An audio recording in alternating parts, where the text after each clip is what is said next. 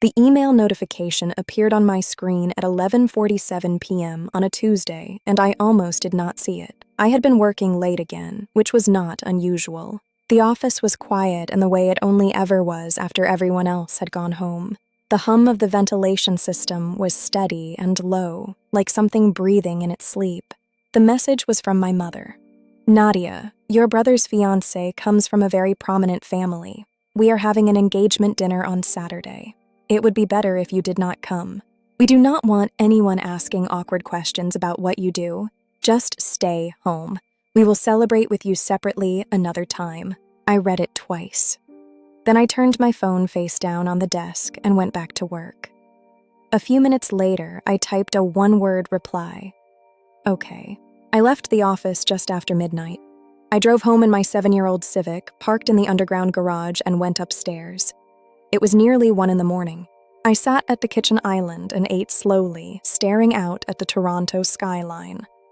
I thought about the meeting I had scheduled for Thursday, the one I had not told anyone in my family about. What I felt was quieter than sadness. It was the kind of exhaustion that comes from realizing that something you hoped might change had simply stayed the same. I was interested in systems, in the inefficiencies inside large organizations. I studied computer science and then spent years working in logistics consulting. I left my job at 26 and started building something. I didn't tell my family. My mother asked once, and I said I was working on a software project. She didn't ask a second question. By 33, Meridian Supply Company employed 400 people. I had just closed a funding round that valued the company at over $400 million. I did not tell my family any of this. Thursday morning, Gerald Whitfield, Portia's father, was scheduled to come to our office. I knew exactly who he was. I kept that information in a separate compartment. He shook my hand with firmness. "Miss Okonkwo," he said. I watched the process of a person cross-referencing what they were seeing against what they had expected. He recalibrated.